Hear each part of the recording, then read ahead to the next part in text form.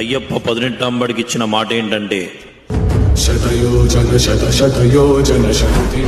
దేవతలందరూ కూడా అయ్యప్ప మహిషి అనే రాక్షసుని సంహరించిన ఆనందంలో,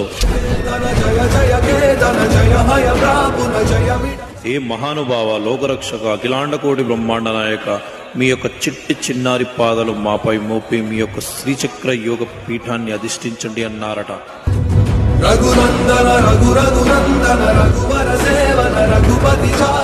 ఆహా, అలాగే అని స్వామివారి చిరునవ్వు నవ్వుతూ 18 మెట్లు ఎక్కగానే మణికంఠ అని 18 మెట్లు పిలుస్తున్నాయట.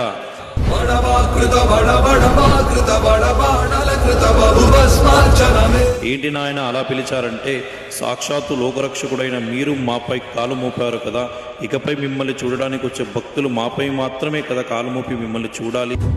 రఘునందన రఘునందన రఘువర సేవన రఘుపతి